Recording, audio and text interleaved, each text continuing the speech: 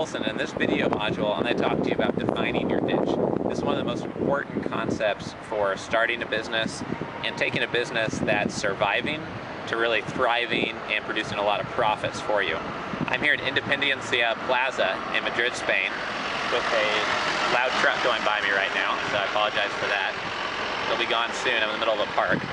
But anyways, we're going to talk about defining your niche in this video, and it's really important because if you want to grow your business, then typically you're going to have to dominate a niche and then provide many products and services to different levels within that niche to higher and higher more profitable customers, different size of customers, business-to-business customers, maybe direct-to-consumer, and just dominate your niche in terms of building yourself and your team into an authority and a well-respected brand. And if you don't define your niche, it's really hard to do that. It's almost impossible. And anyone that I know who runs a business that makes well over $1 million a year has a very well-defined niche, and usually several niches or sub-niches within their niche. And that's what we're going to talk about here today. One important thing to note is we talk about your customer avatar. This is important to define before you even get to your customer avatar. So it's more fundamental. It's something to do very early on in your business. But wherever you're at, it's an important thing to revisit. You can never talk about how you're defining and redefining your niche or your customer avatar often enough because it's so core to the success of your business. When I talk about niches and a niche within a niche, I want to give a couple examples of that so you know exactly what I'm talking about. One example would be one of our training websites you might be watching this video through, or you might not, it might be through another source, and that is CEOTraining.com. And obviously at CEOTraining.com we're developing videos and resources for CEOs. It's a pretty self-described niche, and that's why I want to use it as an example, because that is a niche, but really the marketing and business building advice we give there can be niched even further. So for example, within that website we talk about speaking and how to be a better speaker or a paid speaker as a CEO.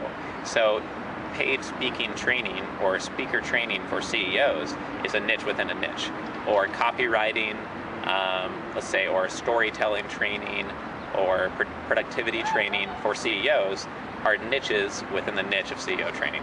So it's a pretty intuitive thing once you understand what I mean about niche within a niche.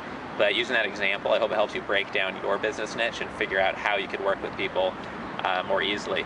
I also read a business case study about someone in South America who ran a tattoo business. And this is another way that you can break a niche within a niche a different way. He had a tattoo business. He was giving people tattoos, pretty new in the business. He wanted to expand his business, so he did multiple things. One thing he started doing is making his own tattoo ink. That lowered his cost, and he sold tattoo ink to other people, including distributors, but also other tattoo artists. He also started importing tattoo equipment and supplies from other countries. So he's now an importer of tattoo equipment to other tattoo distributors and, again, direct to other tattoo artists. So in his case, he went from business to consumer to business and business to distributor. So he took the niche and he really sprawled out like a spider web within all areas of his tattoo business in South America. So those are two examples, one more business related than the other, but I think it shows you how you can niche things in different ways.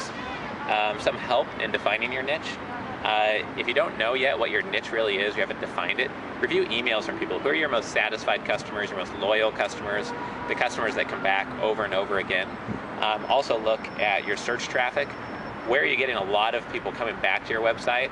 And if you look at your Google Analytics or whatever analytics you use for your website, what search terms or methods are people using to find your website that end up in them staying there for a very long amount of time?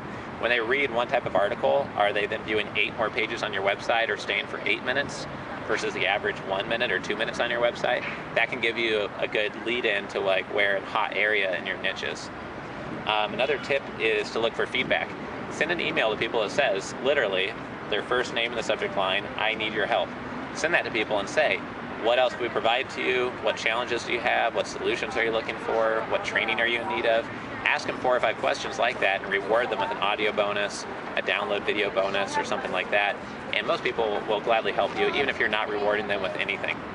Another tip on building your niche is to really balance the size of the niche versus the value of the niche. A large niche that is very broad, such as CEO training, is going to have a ton of competition in it. There's a lot of small business advice and business owner advice and training information out there, where a very small niche, such as how to write a book for business owners, is a niche within a niche. So it's a little bit smaller. The bigger the niche is, typically the more competition you're going to have. And some niches can be big but low end, some can be big but high end. Typically you have a lot of competition there.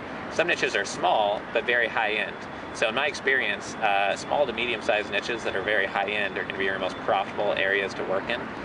But oftentimes a profitable niche that is really big in your local economy can also be a way to target your niche down to a local area where your business is based.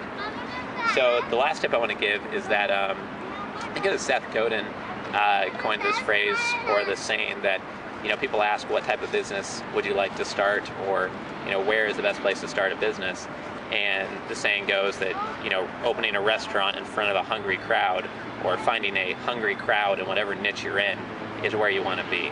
So when it all comes down to identifying your niche, what you really want to focus on is where is the good balance between large enough to support a business and high-end enough that you're going to have great margins, be very profitable.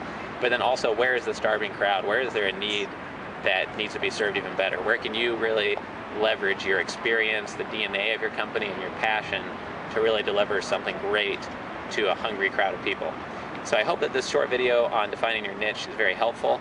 Just as a quick exercise, as a follow-up for this video, write down what you think your niche is now and what sub-niches you serve right now, and then think about how you could go into a business-to-business niche, how you could go to a more profitable end or a niche within a niche to a more profitable type of consumer, and how you can improve your average price and profit margins by doing so. I hope you enjoyed this video, and we'll see you next time.